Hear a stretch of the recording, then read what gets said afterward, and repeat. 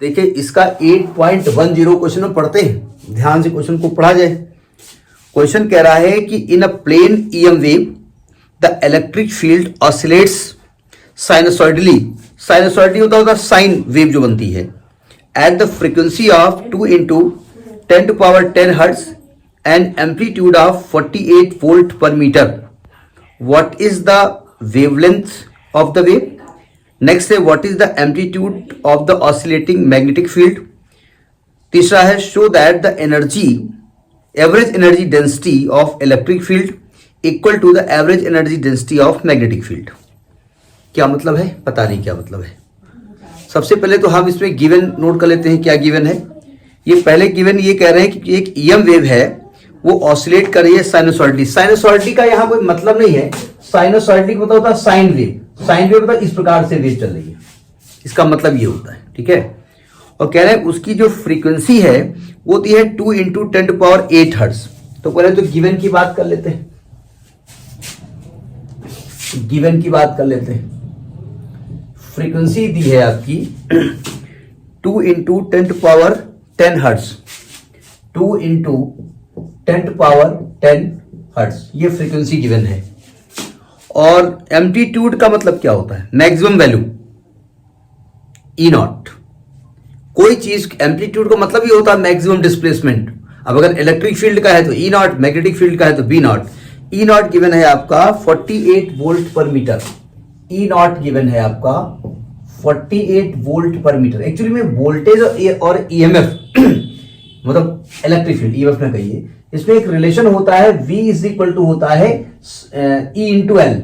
Short में हम बता रहे हैं E इज इक्वल टू होता है V अपॉन एल। मैं एक डायरेक्ट बता रहा हूं, वैसे तो कुछ और होता है, मतलब वोल्टेज डिवाइडेड बाय डिस्टेंस, इसलिए इसका यूनिट वोल्ट पर मीटर लिखा हुआ है। ठीक है। तो सबसे पहला कह रहे हैं what is the wavelength of wave. पहला पार्ट तो आपसे कह रहे हैं वेवलेंथ वेव की निकालिए। तो इसमें वेवलेंथ का रिलेशन किससे है? Lambda is equal to C upon nu. हमने कहा था ये फॉर्मूला जब ना याद रहे तो आप सस्ता वाला फॉर्मूला याद करें, v बराबर एन लैम्डा, छोटे क्लास वाला। v यहां c होता है, n यहां न्यू होता है, तो यहां से लैम्डा निकाल लेंगे। तो c हो गया आपका 3 इंटू 10⁸8 और न्यू हो गया 2 इंटू 10⁻10। इसको ऊपर ले जाओ, लैम्डा कितना निकलेगा? 1.5 इंटू 10⁻−2 मीटर। ये वेवलेंथ आ गई। ये लैम्डा निकल आया। ठीक है। इसके बाद आपसे कह रहे हैं, सेकेंड पार्ट आपसे बोल रहे हैं the amplitude of the oscillating magnetic field. Electric field का एम्पलीट्यूड दिया है और मैग्नेटिक फील्ड का एम्पलीट्यूड निकलवा रहे हैं। इलेक्ट्रिक फील्ड और मैग्नेटिक फील्ड के एम्पलीट्यूड में रिलेशन क्या बताया गया था? E naught upon C is equal to E naught upon B naught, ये बताया गया था। तो यहां से बी नॉट निकाल दो, तो B naught is equal to क्या हो जाएगा? ई नॉट अपॉन सी, ये तो आएगा आपका। तो ई नॉट कितना दिया है? 48 और सी दिया है 3 इंटू 10⁻8। तो इसको जब कैलकुलेट करो कितना आएगा?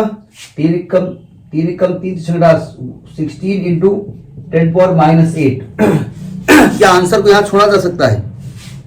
क्या यहां आंसर को छोड़ सकते हैं आप? जी नहीं। ये आएगा 1.6 इंटू 10⁻, कितना लिखा जाएगा? -7 टेस्ला। तो ये आपका मैग्नीट्यूड हो गया इसका, यानी यहां हम लिखे ले रहे हैं। ठीक है। क्योंकि हमें जरूरत पड़ सकती है, इसलिए हम लिखे ले रहे हैं। इसको रब करेंगे ना। बी नॉट की वैल्यू निकली है 1.6 इंटू 10⁻−7 टेस्ला। लैम्डा भी लिखे ले रहे हैं। लैम्डा दिया है 1.5 इंटू 10⁻−2 मीटर। अब नेक्स्ट पार्ट का फार्मूला शायद हमने प्रूफ में नहीं बताया था जिसमें हम चैप्टर को पढ़ा रहे थे, हमको याद नहीं है, ये तो दिमाग से उतर गया होगा। फिलहाल हम बाद में बता देंगे, अभी फॉर्मूला डायरेक्ट यूज किए ले रहे हैं। अब आपसे कह रहा है कि average energy density of electric field और average energy density of magnetic field को इक्वल प्रूव करना है। ठीक है। देखिए एवरेज, ये थर्ड पार्ट है। पहले हम बात करेंगे energy density of electric field. Electric field की एनर्जी डेंसिटी, इसका टॉपिक हमने पढ़ाया। अब वो अलग की बात है कि वो फॉर्मूला नहीं बता पाए शायद। तो एनर्जी को स्मॉल यू से लिखते हैं। अब चूंकि अब ऐसे यू बनाएंगे तो 4 ऐसा दिखेगा, इसलिए हम ऐसे बना दिया म्यू की तरह। स्मॉल यू से लिखते हैं, ऐसा स्मॉल यू ही बनाए दे रहे हैं, स्मॉल यू से लिखते हैं। और इलेक्ट्रिक फील्ड है इसलिए यहां ई लिखे दे रहे हैं। और एनर्जी डेंसिटी का फॉर्मूला होता है 1/4 epsilon not E not square, epsilon not E not square. ये आपका energy density of electric field का फॉर्मूला होता है, ठीक है। और एनर्जी डेंसिटी मतलब energy per unit volume of magnetic field जब लिखेंगे तो हमने क्या कहा भाई, फॉर्मूला तो यू ही रहेगा, वहां बी बना दीजिएगा और फॉर्मूला यही रहेगा। एप्सिलॉन नॉट की जगह 1/μ0 हो जाता है। 1/4 होता, सॉरी गलत, 1/4μ0 into b0 square. Equation number इसको 1 डाल दो, इसको 2 डाल दो। अब देखो ध्यान से, आपसे कह ये रहे हैं कि आपको ये प्रूव करना है कि आपको टू शो, एक तरीके से टॉपिक ये हो रहा है, आपको दिखाना है कि U for electric field is equal to U for magnetic field, ये दिखाना है, ठीक है। तो एक्चुअली में देखिए ध्यान से, अरे हम μ0 को एप्सिलॉन नॉट में कन्वर्ट कर दें, क्यों भाई? देखो हमको जब इसको इसके बराबर करना है तो हमको एप्सिलॉन नॉट को हटाना पड़ेगा, तो सिंपल सी बात है। एप्सिलॉन नॉट हट के μ0 के टर्म में आ जाए और E0 हट के B0 के टर्म में आ जाए, काम चल जाएगा। एप्सिलॉन नॉट और μ0 के बीच में रिलेशन क्या होता है हमने पढ़ा है, we know that C is equal to 1/√μ0 into epsilon naught, ये पढ़ा है हमने।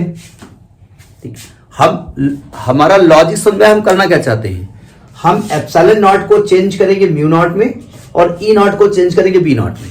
अपने आप दोनों रिजल्ट सेम आने चाहिए। तो यहां में हम जब स्क्वायरिंग कर देंगे तो C square is equal to आएगा 1/μ0 इंटू एप्सिलॉन नॉट। हमें एक्चुअली निकालना है एप्सिलॉन नॉट की वैल्यू, इसको उधर ले जाओ। तो एप्सिलॉन नॉट की वैल्यू आ जाएगी 1/μ0 इंटू C स्क्वायर, ये वैल्यू निकल आई। अच्छा, और इलेक्ट्रिक फील्ड और मैग्नेटिक फील्ड में क्या रिलेशन होता है? इलेक्ट्रिक फील्ड और मैग्नेटिक फील्ड में क्या रिलेशन होता है? E0/B0 is equal to C, और हमको E0 निकालना है तो B0 इंटू C हो गया। तो मैं एप्सिलॉन नॉट की वैल्यू और E0 की वैल्यू उठा के इक्वेशन नंबर में 1 में रख देता हूं। Putting epsilon not and E0 in equation 1। Equation 1 है energy density for electric field. देखो 1/4 हमने एप्सिलॉन नॉट को क्या रखा, 1/μ0 इंटू C स्क्वायर, और E0 की जगह रखा हमने ये, तो C square into B0 square, ये कट गया तो आ गया 1/4 B0 square upon epsilon not. क्या ये एनर्जी फॉर मैग्नेटिक फील्ड है कि नहीं? तो ये एक्चुअली में रिजल्ट भी इंपॉर्टेंट है, ये रिजल्ट आता भी है कि प्रूव करिए कि energy density for electric field is equal to energy density for magnetic field in the EM wave. EM wave के बारे में बात की जा रही है, ठीक है। तो ये आपको रिजल्ट याद होना चाहिए। इसका प्रूफ हमने अपलोड कर रखा है इसमें, अभी हम बता देंगे कहां इसका प्रूफ है, ठीक है। तो करिए इसको।